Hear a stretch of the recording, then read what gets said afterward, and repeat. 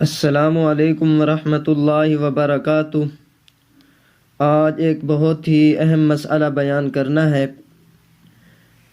وہ یہ ہے کہ کیا جانور، پرندے اور کیڑے مکوڑے، ان کی روح بھی ملک الموت قبض کرتا ہے؟ تو اس کا جواب یہ ہے کہ بعض نصوص سے اس بات کی طرف واضح اشارہ ملتا ہے کہ تمام ذوی الارحام کی روحوں کے قبض کرنے کی ذمہ داری اللہ تعالیٰ نے ملک الموت کو سونپی ہوئی ہے۔ چنانچہ ایک روایت میں ہے کہ ملک الموت نے ایک مرتبہ آپ صلی اللہ علیہ وسلم سے کہا کہ میں ایک مچھر کی روح بھی اللہ کے حکم کے بغیر اپنی مرضی سے قبض نہیں کر سکتا۔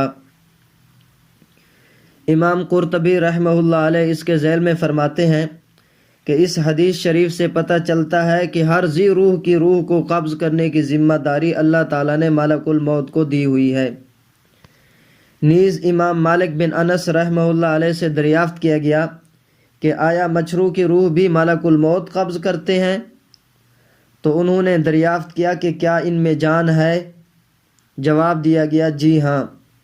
تو آپ نے فرمایا بس پھر ان کی جان بھی ملک الموت ہی قبض کرتے ہیں، کیونکہ قرآن میں ہے اللہ یتوفی الانفس حین موتها واللہ تعالی اعلم بالصواب۔